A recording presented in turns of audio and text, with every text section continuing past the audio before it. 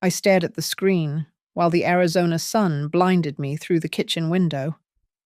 My son had just accepted the $3,000 I sent for his mortgage, but his email carried a different message. He told me not to come to the family reunion because I made them look bad. He thinks I am powerless. He forgot that the hand that writes the checks also holds the receipts that could ruin his perfect life by Monday morning. My name is Evelyn Hart. I am 63 years old, and I have spent the last 3 decades making myself smaller so my son could feel big. I sat at the small, chipped laminate table in my kitchen on the outskirts of Phoenix, Arizona. The air conditioning unit in the window rattled, fighting a losing battle against the morning heat that was already climbing past 90 degrees. It was the first of the month. That meant it was time for my ritual. I had my laptop open, my reading glasses perched on my nose, and I was logging into my bank account to pay bills that did not belong to me. A notification pinged on the screen. It was an email from Ryan. My heart did a little jump. A foolish reflex I had never managed to kill. Ryan was my only son, a successful tech entrepreneur living in a sprawling glass and steel house in Denver. I clicked on the subject line regarding mortgage and family reunion. I expected a photo of the grandkids, or perhaps a quick request for me to handle the landscaping fee for his rental property again. Instead, I found a wall of text. The first paragraph was standard. He thanked me for handling the mortgage payment for the vacation cabin, covering the private school tuition for the twins, and clearing the balance on his emergency credit card. He listed the amounts like they were just numbers, not hours of my life.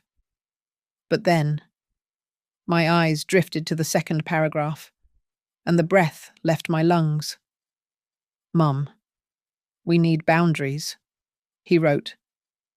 "Please don't come to the family reunion next month." I stopped reading.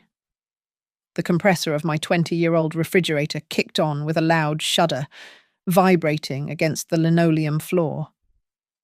The Arizona sun was streaming through the blinds, casting stripes of blinding white light across the table. But I felt cold. My fingers hovered over the trackpad.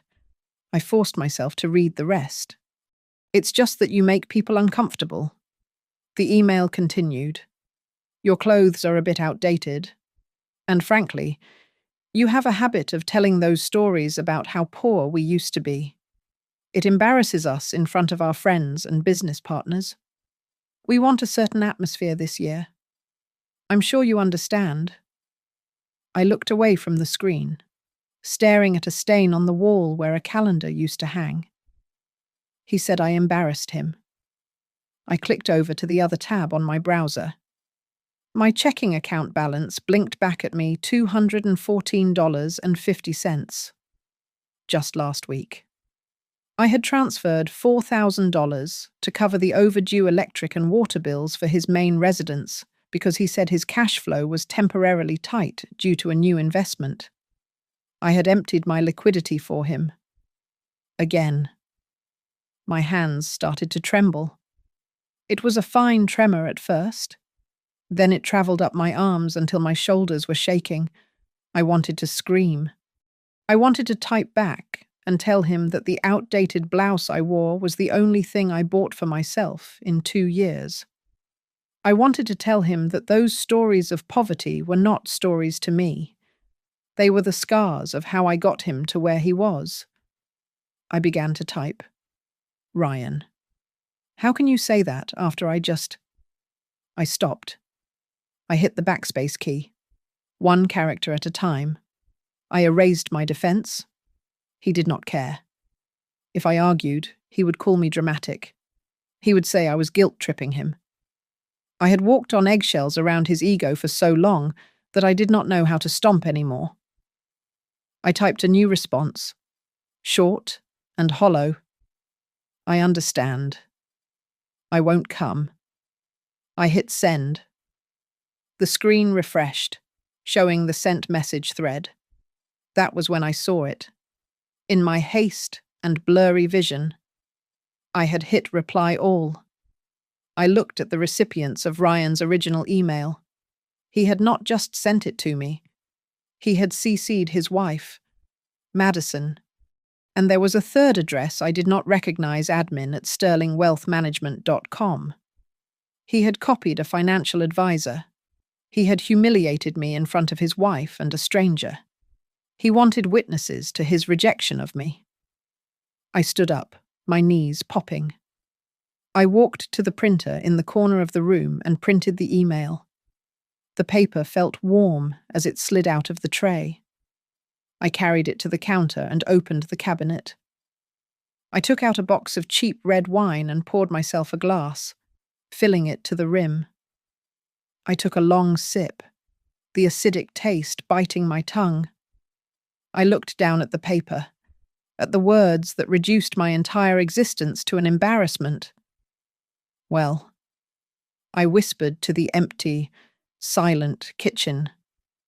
My rich son has just officially invited me out of the family. The paper of the email was still warm in my hand, but the chill it sent through me reached back 30 years. This pain was not new. It was an old ache that I had simply refused to name until now. I closed my eyes, and the smell of cheap coffee and antiseptic filled my nose. I was back at Medisphere Labs in Dallas. I worked in accounts payable there for 3 decades. But in the beginning, I was just a ghost haunting the break room. After my husband left me for his 20-year-old secretary, taking the savings account and the car, I had nothing. I was 7 months pregnant with Ryan, and I was terrified. I remembered the nights I spent sleeping on the cracked vinyl sofa in the employee lounge because I could not afford to heat my one-room apartment. I would lie there, listening to the hum of the vending machines, rubbing my swollen belly. "We are going to make it, little man." I used to whisper into the dark, my voice shaking. "I promise you, I will give you everything I never had." And I did. When the acceptance letter came from that prestigious university in California, I cried for an hour. He had a partial scholarship, but the room and board were astronomical. It was more money than I made in a year. I did not tell him to apply to a state school. Instead, I sold my car. For 4 years. I took a bus that smelled of diesel and stale sweat for 2.5 hours every single day to get to work, just so I could send those checks to the bursar office. I thought the sacrifice ended when he graduated. I have a photo of him in his cap and gown, smiling that bright, confident smile that I bought with my youth. When he landed the job at the tech startup and the money started rolling in, I thought, now we can rest. Then he met Madison. Madison was beautiful, polished, and came from a family that had summer homes, plural. I tried so hard to stretch myself to fit into their world. I bought clothes I could not afford, so I would not look like the poor relation in the wedding photos. I learned to nod politely when they talked about skiing in the Alps, hiding my rough, paper-cut hands under the table. Even after Ryan made his first $1 million, the dynamic never shifted. In fact, it got worse. "Mum, my capital is all tied up in this Series B funding round," he told me 2 years ago, his voice smooth and practiced. "Could you handle the boys' private school tuition this semester? It is just temporary. I will pay you back with interest." I paid it. I paid for the tuition. I paid for the unplanned medical bills. I paid for the landscaping at his rental properties because he was too busy to deal with the contractors. I drained my retirement savings because I believed him. I believed that we were a team, that my money was just a stopgap for his brilliant empire. But the cracks were always there. I remembered the family reunion 3 years ago. I had spent 2 days cooking. I made 3 briskets and 5 gallons of potato salad because I wanted to be useful. When I arrived, sweating and smelling of smoke, Ryan looked at me with tight lips. "Thanks." "Mum," he had said, signaling a caterer to take the trays away. "Why don't you go sit at the back table? We need the front seats for the investors coming by later." I sat at the back, near the trash cans, watching them take photos. I was never called over.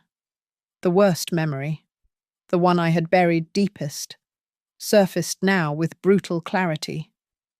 It was last Thanksgiving. I was in the kitchen, washing dishes because the maid had gone home. Ryan was in the dining room with his college roommate. "Your mom is great for helping out," the friend had said. "Yeah." Well, Ryan's voice had drifted through the swinging door, casual and cruel. "She is sweet, but she is, you know, our charity case. We have to take care of her. It makes her feel important." I had frozen, my hands deep in the soapy water. I did not walk out then. I did not scream.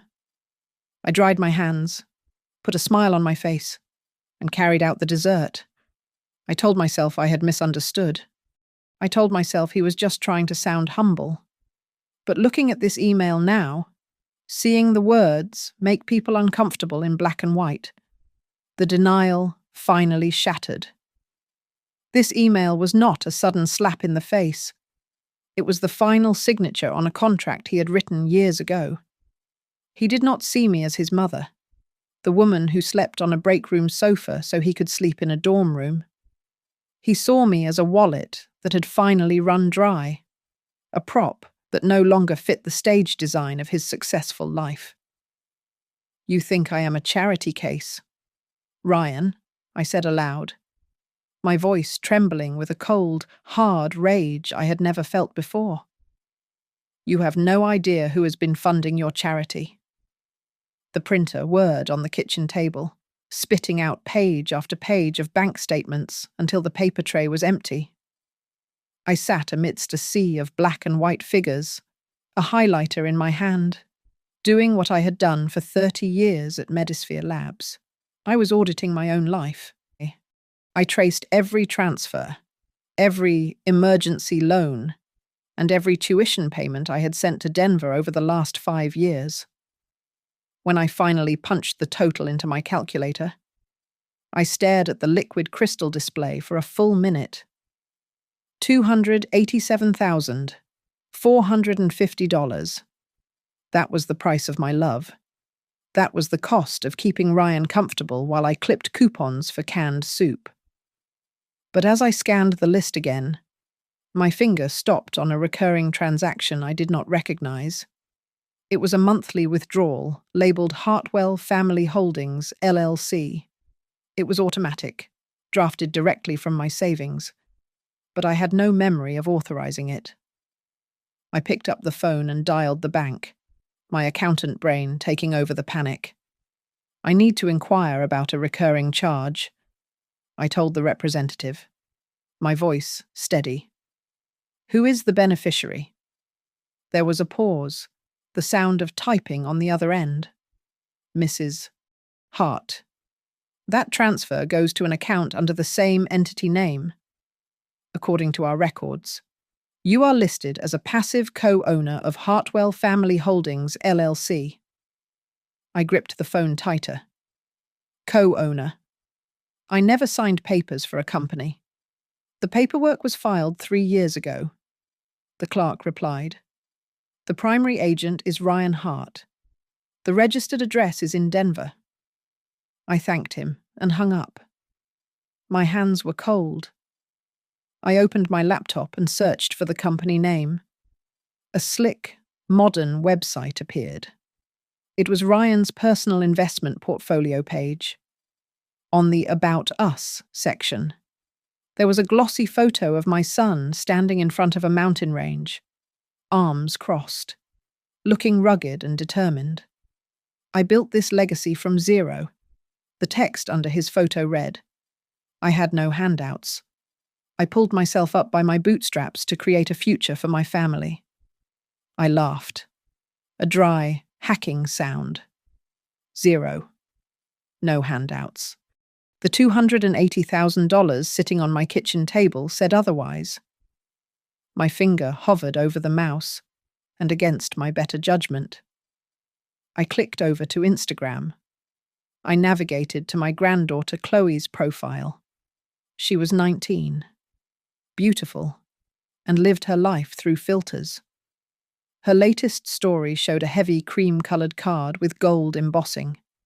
Hart Family Reunion, Private Ranch, Aspen Foothills. She had tagged a dozen cousins and aunts. My name was nowhere to be found. I scrolled down to the comments. A friend of hers had asked, "Where is your grandma? Is she coming?" Chloe's reply was right there, posted 2 hours ago. "No. She's gone? I mean, we sort of lost contact. It is sad. But she is not really part of our lives anymore." I dropped the phone on the table. The screen cracked slightly. A spiderweb fracture running across Chloe's smiling face. Gone. She spoke about me as if I were dead. To them, I was already a ghost, useful for haunting the bank accounts, but invisible at the dinner table. I could not breathe. The kitchen felt too small. I needed to do something. Find something that proved I existed. I went to the hallway closet and dragged down the heavy plastic bin where I kept the important papers I had not looked at in decades. I dug past Ryan's old report cards and drawings until my hand hit a thick, yellowed envelope. It was my employment contract from Medisphere Labs, dated 35 years ago. Behind it was a stack of stock option certificates. Back then, they were worthless paper given to us in lieu of bonuses during the lean years. I had filed them away and forgotten them. But I remembered seeing a news segment last week about a massive pharmaceutical merger involving Medisphere. I pulled out my phone again, ignoring the crack in the screen, and dialed the number for investor relations listed on the Medisphere website. "I am verifying a stock holding," I said when the automated system finally connected me to a human. I gave them my employee ID and the certificate numbers. The pause on the other end felt longer than 30 years. "Mrs. Hart." The voice came back, sounding suddenly very respectful. "You are holding Class A preferred stock from the pre-merger era. Since the acquisition by the global conglomerate last month, these have converted. Your current portfolio valuation is, well, it is substantial." When he said the number, I had to ask him to repeat it. It was in the millions. 7 figures. I hung up the phone and sat in the silence of my darkening kitchen. The irony washed over me, cold and sharp. Ryan thought I was a destitute old woman, a financial drain he needed to cut off to protect his image. He had no idea. I was not the poor relation. I was not the charity case. I looked at the pile of bank statements, then at the stock certificates. I was the bank, and he had just tried to lock the vault door from the outside, unaware that I was the one holding the master key that could bring his entire glass house crashing down. The air inside St. Jude's was cool and smelled of beeswax and old hymnals, a stark contrast to the baking asphalt of the parking lot outside. I took my usual spot in the last pew, the wood hard against my spine. For years, I had knelt here and prayed for Ryan's business to flourish, for his stress to ease, for his happiness. Today, I clasped my hands until the knuckles turned white. But I did not pray for my son. "Lord, give me the spine I should have grown 20 years ago," I whispered, "and forgive me for what I am about to do to my own flesh and blood." After the service, I lingered while the choir packed up. Pastor James, a man who had known my ex-husband and seen the wreckage he left behind, walked over. He saw the shadow on my face. We sat in the quiet vestibule, and I told him a version of the truth that a family member was bleeding me dry and had cut me off.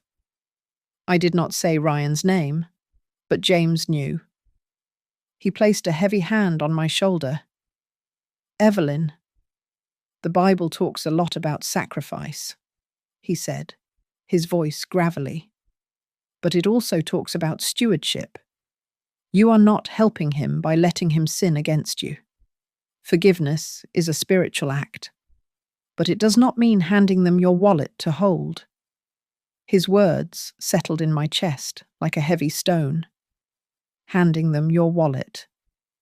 2 days later, I was sitting in a glass-walled office in downtown Phoenix, across from Nora Delgado. She was a sharp-eyed woman with silver hoop earrings and a no-nonsense demeanor that I instantly liked. She specialized in elder financial abuse. I dumped the contents of my canvas tote bag onto her mahogany desk, the bank statements, the email from Ryan, the weird LLC paperwork I had printed. Nora went through them in silence. The only sound was the rhythmic tapping of her pen against the desk. When she finally looked up, her expression was grim. "Mrs. Hart, this is not just ungrateful behavior," Nora said, pointing to the signature on the LLC formation document. "This is forgery. And this credit card application, identity theft. He is using your good credit score to leverage debt for a company you do not control, but are liable for. In the eyes of the law, he is not just a bad son. He is a predator." Hearing a stranger say it made the room spin. "We need to stop the bleeding immediately," Nora continued, pulling out a legal pad. "We are going to revoke every power of attorney you ever signed. We will freeze any joint accounts. And you need to change every password you have. Do not use your dog's name or your birthday. Use something he would never guess." I left her office with a headache and a plan. My first stop was not home, but a Supercuts in a strip mall next to a grocery store. I sat in the chair and looked at my reflection, the grey, thinning hair pulled back in a severe bun, the face of a tired, old woman. "How do you want it today?" the stylist asked, snapping her gum. "Cut it off," I said. "Short, a pixie cut. Something that does not require me to hide behind it." When I walked out, the wind hit the back of my neck. It felt strange, exposed, and incredibly light. I caught my reflection in the shop window, and for the first time in a decade, I did not look like a victim. I looked like someone who was ready to fight. My next stop was the electronics store. I bought a prepaid smartphone and a new laptop, paying cash. I set up a new email address, Evelyn Hart, reclaimed@gmail.com. I did not link it to my old phone number. I did not add Ryan to the contacts. That night, I sat in my kitchen with my new phone and my short hair. The urge to call Ryan was a physical ache. I wanted to scream at him, to demand an explanation, to beg him to tell me it was all a mistake. But Nora's voice rang in my head. "He is a predator." I looked at the email printout still taped to my refrigerator. "Don't come to the family reunion. I won't call you. Ryan," I said to the empty room, "I will not give you the warning you think you deserve. Go ahead. Plan your party. Order your expensive wine. I will be the one thing you never planned for." I took a sip of water and opened my new laptop. The silence in the house was no longer lonely. It was the quiet concentration of a chess player moving a pawn, waiting for the king to expose his neck. At Nora's insistence, I hired a man named Marcus Reed. He was a former police detective with a thick neck and eyes that looked like they had seen every variety of human greed. We met in the back booth of a diner, halfway between my house and Nora's office. He did not waste time with pleasantries. He placed a heavy manila folder on the sticky table between us, right next to my cup of lukewarm tea. "You are not going to like this, Mrs. Hart," Marcus said, his voice low and rough. "Your son has been busy." I opened the folder. The first page was a diagram of Hartwell Family Holdings, LLC. I thought it was just a bank account, but Marcus explained it was a shell. Ryan had used the entity to take out 3 separate business lines of credit. He listed your Class A Medisphere stock as collateral, Marcus pointed out, tapping a line on the paper with a thick finger. He knew you had those shares. He probably found the paperwork years ago. If he defaults on these loans, the bank takes your retirement. My stomach churned. Ryan had known about my wealth before I did, and he had already gambled it. And that is the small stuff. Marcus continued. He flipped the page. He opened a secondary credit card using your social security number. It is listed as a corporate expense card for the LLC, but look at the charges. I scanned the list: 5-star hotels in Cabo, bottle service at clubs in Vegas, a diamond bracelet from Tiffany's. All of it charged to a card that was technically tied to my credit history. But here is the part that could actually send someone to prison, Marcus said, leaning in closer. I ran a background check on his employment situation. He is the chief financial officer at his tech firm. Right. Well, there is an internal audit quietly happening there. Why, I asked. My voice barely a whisper. Suspicious vendor payments, Marcus replied. He has been authorizing payments for external financial consulting services to a vendor listed as E. Hart Consulting. The checks are being deposited into the LLC account, which he controls. He pulled out a copy of a service contract. At the bottom, next to the date, was a signature. Evelyn Hart.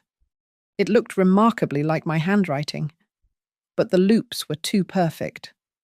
I had never seen this document in my life. He is embezzling money from his own company. I realized, the horror cold and heavy in my gut. And he is making it look like I am the one receiving the funds. I am his money laundering mule. Exactly, Marcus said. If the company goes to the police before we do, you are the prime suspect. He then slid a few photographs across the table. They were taken last week. In one, Ryan was laughing on a golf course, wearing a shirt that probably cost more than my monthly grocery budget.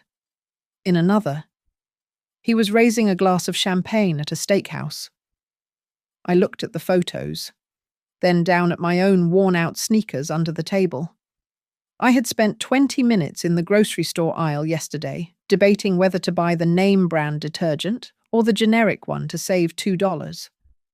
Meanwhile, my son was drinking vintage wine using money he stole in my name.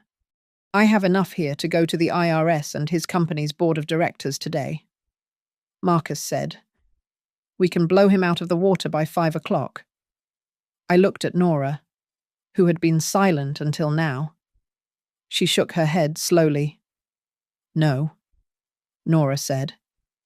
If we strike now, he might claim it was a clerical error. He might try to settle quietly. We need to wait until he feels completely safe. We need to catch him when he is most arrogant. The reunion, I said. The reunion. Nora agreed. Let him think he has successfully cut you off. Let him think the audit is just a routine check. When we drop this on him, we want him to have nowhere to run. I nodded. I closed the folder, hiding the evidence of my son's crimes. Do it. I told them. We wait. That evening, I stood in my kitchen. The house was quiet. I took the crumpled printout of Ryan's email, the one telling me I was an embarrassment, and smoothed it out against the refrigerator door. I used 2 pieces of fresh tape to secure it at eye level. It was no longer a hurtful letter from a thoughtless child. It was a declaration of war. Every morning when I reached for the milk, I would look at it. I would remember that he did not just break my heart. He tried to sell my freedom for a few rounds of golf. You wanted a ghost. Ryan, I whispered to the paper. You are going to wish you had just invited the embarrassing old woman instead. The signature required a firm hand, so I practiced it 3 times on a scrap piece of paper before I touched the official document. In the quiet of Nora's conference room, I signed my name at the bottom of the deed. With that stroke of black ink, the Hart Legacy Trust was born. It is done, Nora said, sliding the heavy binder across the mahogany table. The Medisphere stock, your savings, and the real estate assets are now locked inside the trust. The primary beneficiaries are your grandchildren, Chloe and Liam. I ran my hand over the leather cover, and the clause, Section 4, Paragraph 2. Nora replied, flipping the page. We call it the bad boy clause.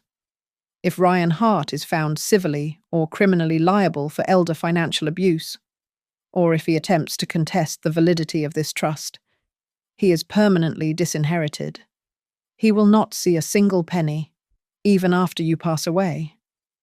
I nodded. It was ruthless, but it was fair. But the sweetest victory was the second document I had just signed.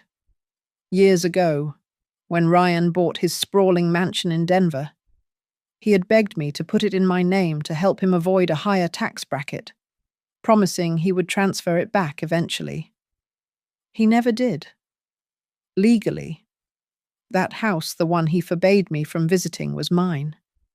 And as of 5 minutes ago, I had transferred ownership of that property into the trust.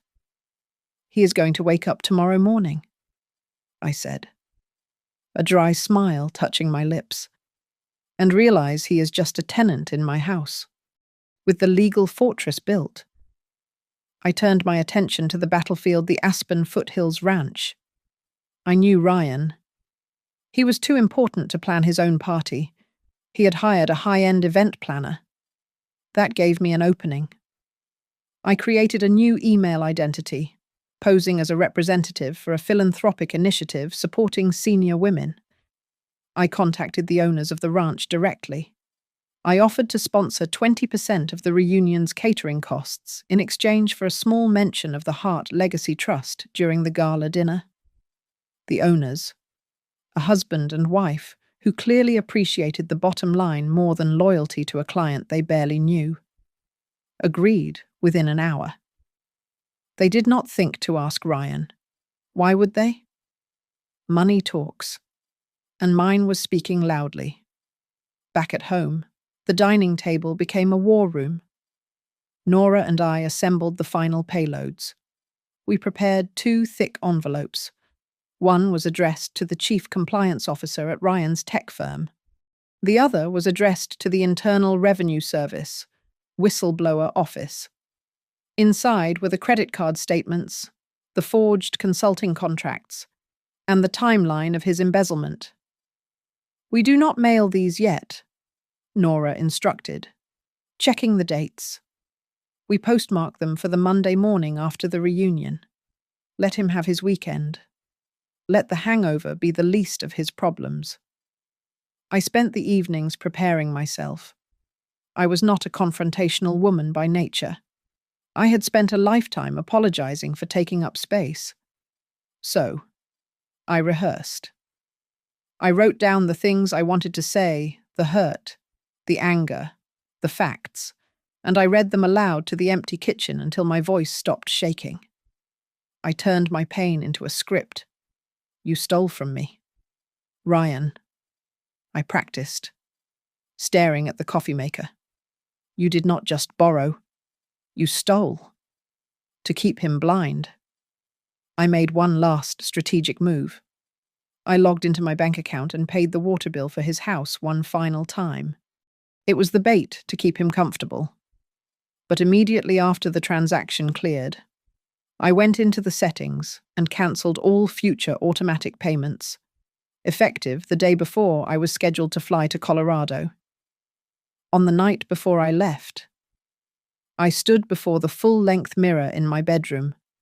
I was wearing a navy blue dress, the only nice thing I had not sold or worn to threads. It was simple, elegant, and commanded respect. I smoothed the fabric over my hips. I looked at the woman in the glass, her hair short and sharp, her eyes clear, her posture straight. You did not want me there. I whispered to the reflection, imagining Ryan standing behind me. You did not want your mother at the reunion because she was an embarrassment. Well, I am not coming as your mother. I am coming as the landlord. I am coming as the bank. I picked up my purse. It felt heavy, not with coins, but with the weight of the keys to his destruction.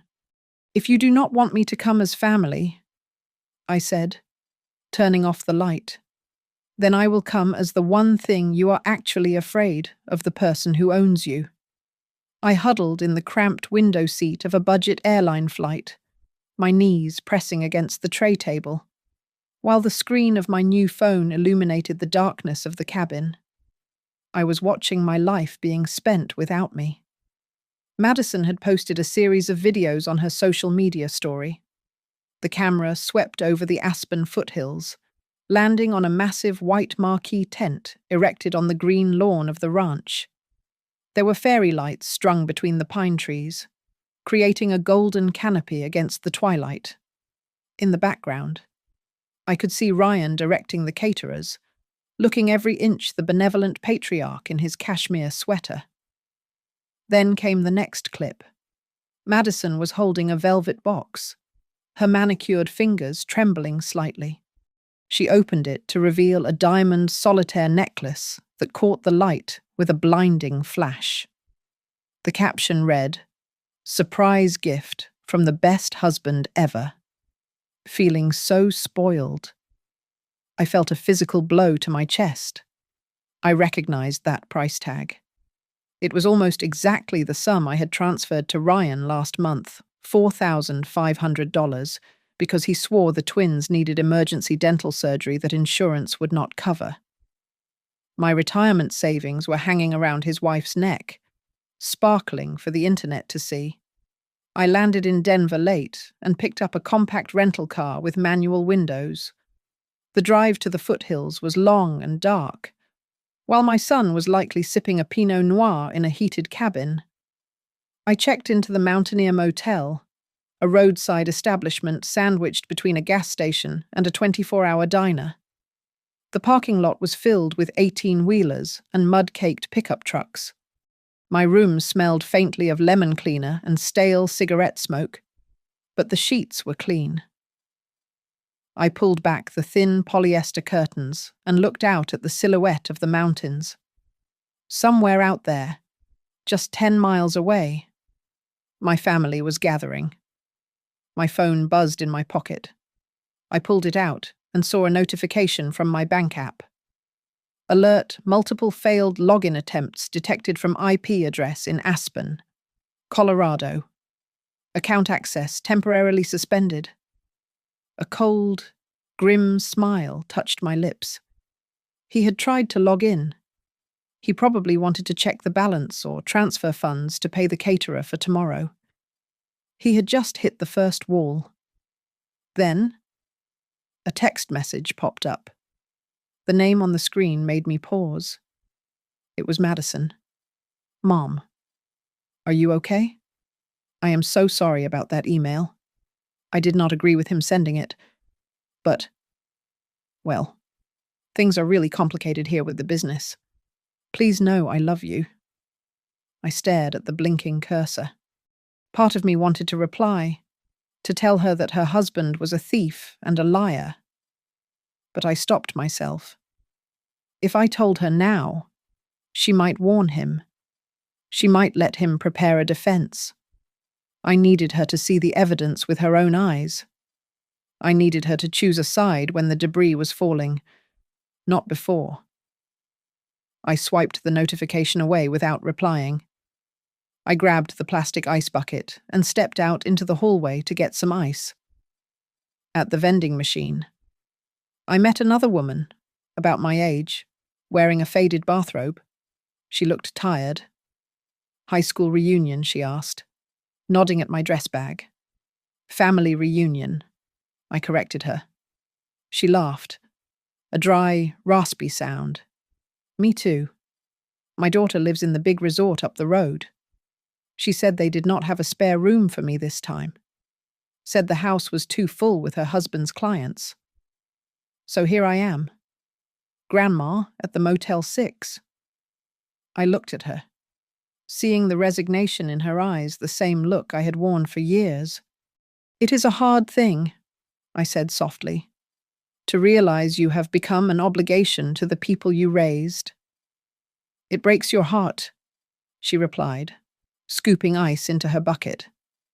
"But what can you do? You just take what scraps they give you and smile." "No," I said, my voice surprising us both with its steel. "Not anymore. Sometimes you have to stop smiling and start counting the bill." She looked at me, confused, but I just nodded and walked back to my room. I could not sleep. At 3 a.m, I sat up in bed and opened my laptop. The blue light washed over my face as I reviewed the email drafts Nora and I had prepared.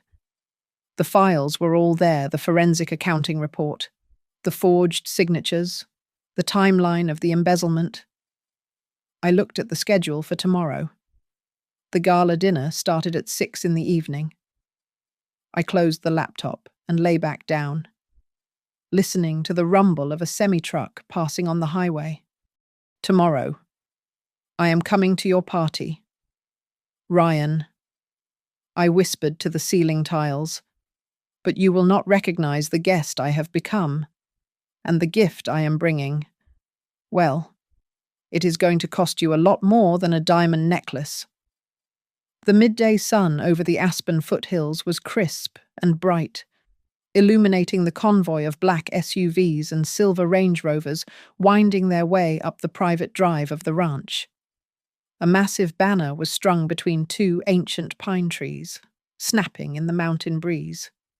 It read, "Hart Family Reunion, 2025," in elegant, looping script. The background was a breathtaking vista of snow-dusted peaks, a picture-perfect setting for a picture-perfect lie. My yellow taxicab stood out like a bruise on a pristine apple. I paid the driver in cash and stepped onto the gravel. I smoothed down the front of my navy blue dress. It was simple, unadorned, and dignified. In my hand, I clutched a leather portfolio containing my documents and the official letter from the ranch owners thanking the Hart Legacy Trust for its generous platinum-level sponsorship. I walked toward the main entrance of the lodge. A young woman with a headset and a clipboard intercepted me. She looked ready to redirect the lost grandmother to the service entrance, but I held out the letter before she could speak.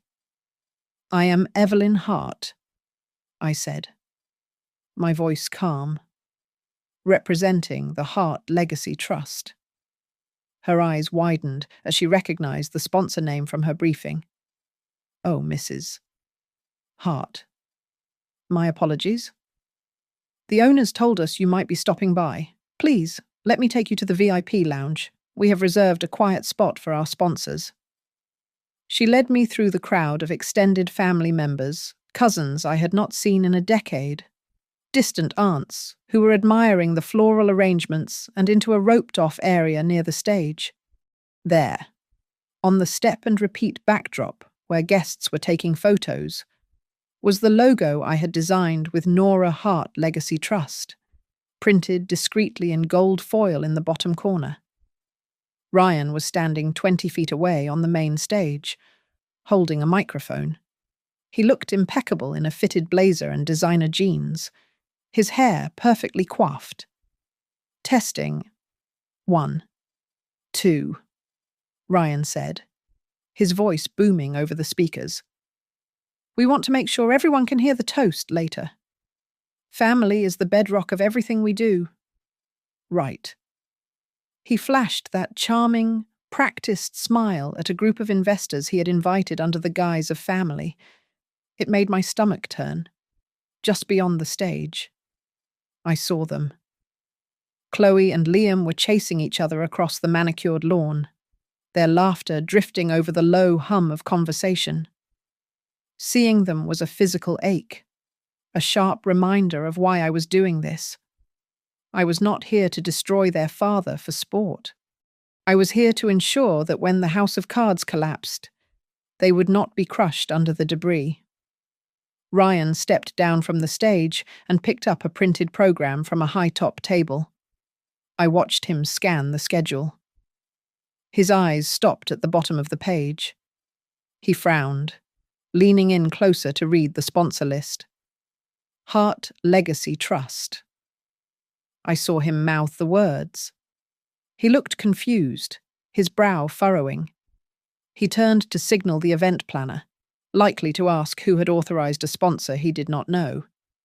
But at that moment, a wealthy uncle from his wife's side grabbed him for a bear hug. Ryan forced a laugh, clapping the man on the back, but his eyes kept darting back to the program in his hand. I felt a presence beside me. I turned to see Madison standing at the edge of the VIP rope. She was holding a glass of champagne, but her knuckles were white against the stem. She was staring at me, her face pale. "Mom," she whispered, her voice cracking. "What? Why are you here?" "Ryan said you were sick. He told everyone you were too confused to travel." I did not raise my voice. I did not cause a scene. I simply reached into my portfolio and pulled out 2 pieces of paper.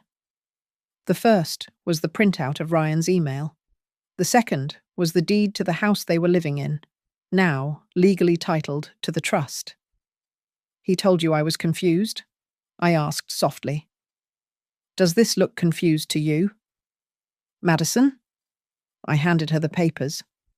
She read the email first. Her hand flew to her mouth. Then she looked at the deed. She looked at the date of the transfer 2 days ago. "He told me he owned the house." Madison stammered, tears welling in her eyes. "He told me he paid you off years ago. He lied," I said. "He lied about the house. He lied about the money.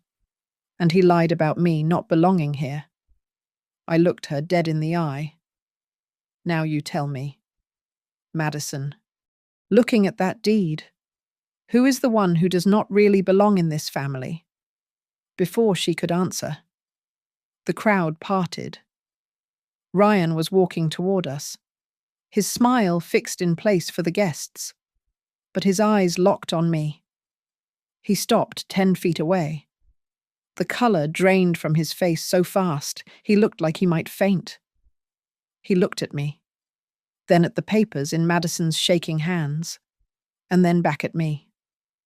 The music swelled, signaling the start of the speeches. He was trapped. He had to go back on stage and play the role of the successful patriarch, knowing that the woman standing in the shadows held the match that would burn it all down. Ryan moved quickly, his grip on my elbow tight enough to bruise.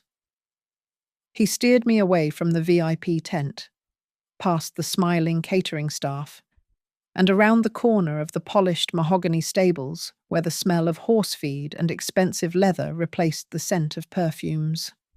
The shadow of the building cut us off from the party. "What are you doing here?" he hissed, his voice trembling with a mixture of rage and panic. I made it very clear in the email. "You are not welcome today."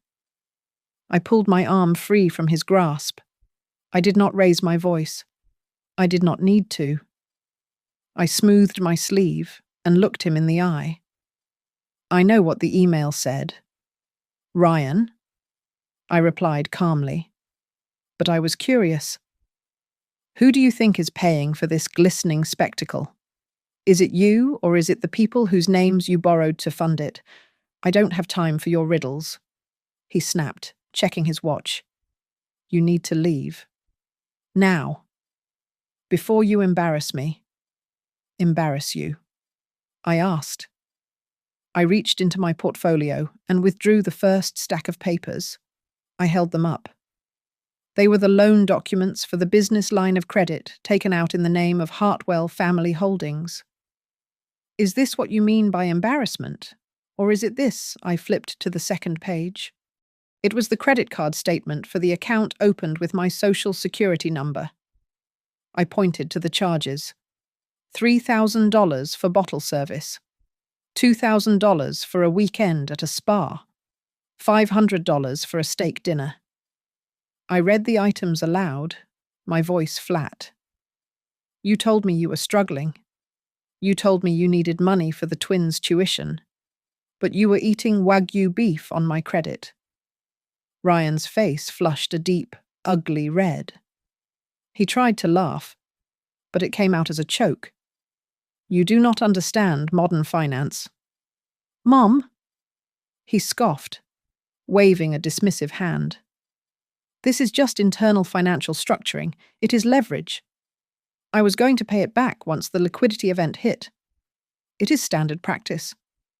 Then his eyes narrowed, turning vicious. But you went to a lawyer. You showed our private family business to a stranger. You are the one betraying this family. Not me. I am not finished, I said. I placed the next document on a hay bale beside us. It was the formal notice from the bank confirming that all joint accounts had been frozen. Next to it, I placed the letter from the Hart Legacy Trust stating that he had been removed as a beneficiary. I have revoked every power of attorney, I told him. The joint accounts are locked, and the house you are sleeping in. It belongs to the trust now. You are not the owner. Ryan, you are barely a guest. Ryan stared at the papers. The arrogance drained out of him, replaced by a raw, animal fear. He ran a hand through his gelled hair, messing up the perfect coiffure. You can't do this, he whispered. The investors are here. My boss is here. If my credit gets frozen now, if the bank calls the loans. He looked at me, his eyes wide. You are destroying the future of your own grandchildren. Do not you dare use them, I said, my voice dropping to a dangerous whisper. Their future will not be built on a foundation of fraud. Their future will not be paid for by stealing their grandmother's identity. I have secured their future in a trust that you cannot touch. I am protecting them from you. A twig snapped nearby. Ryan spun around. Madison was standing near the edge of the stable wall. She was pressing a hand to her chest, her face the color of ash. She had come looking for us, and she had heard enough. She looked at Ryan, then at the diamond necklace around her neck, the necklace paid for with stolen money, and she looked sick. Ryan, she said, her voice barely audible. Is it true? The tuition money? The house? Was it all her? Ryan opened his mouth to lie, but the opening chords of upbeat jazz music blared from the main tent. The master of ceremonies' voice echoed over the loudspeaker. And now, please welcome the man who made this all possible. Ryan Hart. Ryan looked trapped. He looked at Madison, who was backing away from him, and then at me. We will talk about this later. He hissed at me, trying to regain some semblance of control. Do not make a scene. Mom. I am warning you. I will not make a scene, I assured him, adjusting the strap of my purse. I am just going to sit in the back. I will only speak if someone asks me specifically why I was not invited. I will tell them the truth. So, if I were you, I would make sure your speech is very, very convincing. Ryan wiped the sweat from his upper lip. He buttoned his jacket with trembling fingers and forced a terrifying, hollow smile onto his face. He turned and walked back toward the applause, a dead man walking to his own funeral. I waited a beat, then followed. I found a folding chair in the last row, in the shadows of the tent, and sat down. I folded my hands in my lap and waited for the show to begin. Ryan stood on the raised platform, the microphone gripped in his hand. He looked like the picture of success against the backdrop of the mountains. We stand here today because of the sacrifices of the generation before us, Ryan said, his voice thick with manufactured emotion. Family is about lifting each other up. It is about being there when it counts. He paused for applause, but it did not come. Instead, a voice rang out from the front row. It was Aunt Muriel, clutching her cane. If family is so important. Ryan? She asked loudly, the microphone picking up her voice. Where is Evelyn? Ryan froze. He forced a tight smile. As I told you, Aunt Muriel. Mom is... well, she is struggling with her memory.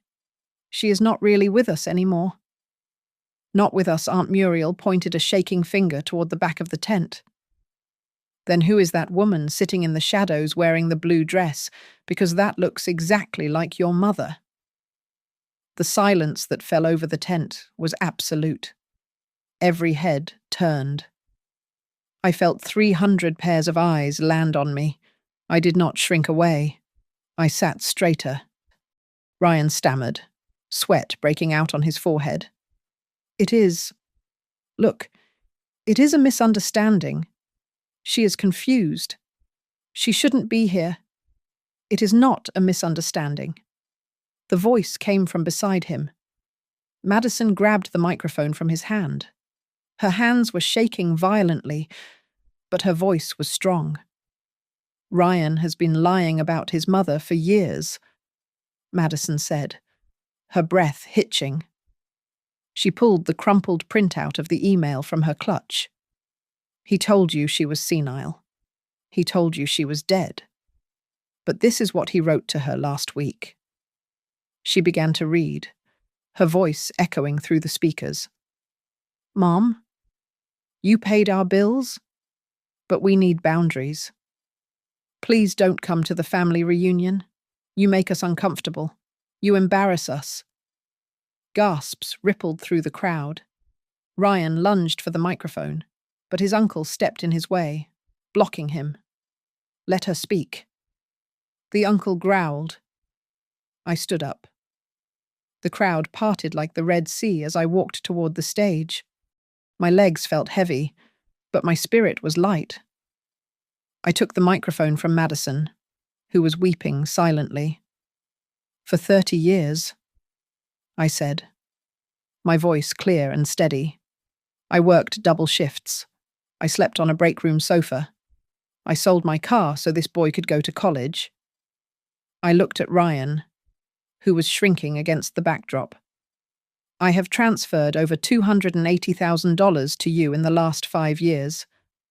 Ryan, I paid for your house. I paid for your children's school. And in return, you called me a charity case to your friends. I reached into my bag and pulled out the evidence. You opened credit cards in my name without asking, I said, holding up the statements. You created a shell company to hide money you were stealing from your employer. I tossed the papers onto the stage at his feet. They scattered like confetti. Relatives in the front row leaned in, snapping photos with their phones. Before Ryan could sputter a denial, the ranch's audio system chimed. The event coordinator's voice boomed over the speakers. Ladies and gentlemen, we would like to take a moment to thank the platinum sponsor for today's gala, without whom this dinner would not be possible. The Hart Legacy Trust, founded by Mrs. Evelyn Hart. On the giant LED screens flanking the stage, the logo appeared my name, towering over his party. That trust, I said into the microphone, turning to address the crowd, now holds every asset I own. It holds the Medisphere stock that Ryan tried to leverage, and it holds the deed to the house Ryan and Madison are living in. I turned to look at my son one last time. The primary beneficiaries are my grandchildren, Chloe and Liam. Ryan, because of the clause regarding financial abuse, you are permanently disinherited. You do not own the house. You do not own the money. You are just a guest in my grandchildren's future. Ryan's face turned a shade of grey I had never seen before. He opened his mouth to scream that I was betraying him, but a sound from his pocket cut him off. Bzzzt, bzzzt, bzzzt. He pulled out his phone. He stared at the screen. I knew what he was seeing. The email from his company's compliance department announcing an immediate internal investigation. The alert from the IRS.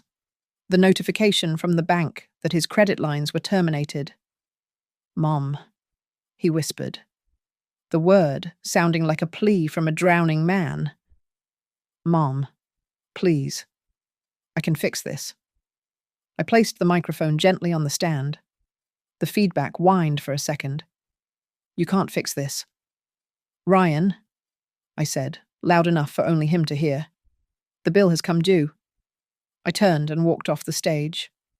I walked down the aisle, past the stunned faces of my family. I did not look back. I walked out of the tent and onto the porch of the ranch, taking a deep breath of the cold mountain air. Behind me, I heard footsteps running on the gravel. Grandma. Chloe and Liam collided with me, wrapping their arms around my waist. Madison was right behind them, her face streaked with mascara, but she was nodding. "Are you coming with us?" Grandma Liam asked, looking up at me with wide eyes. I smiled and smoothed his hair. "I will always be with you," I said. "I am just done paying the bills that grown-ups should pay for themselves." I took their hands, and together we walked toward the parking lot, leaving Ryan alone on the stage of a party that no one wanted to attend anymore, holding a phone that wouldn't stop ringing. Thank you so much for listening to my story. I would love to know where you guys are tuning in from, so please drop your city or country in the comments below so we can connect.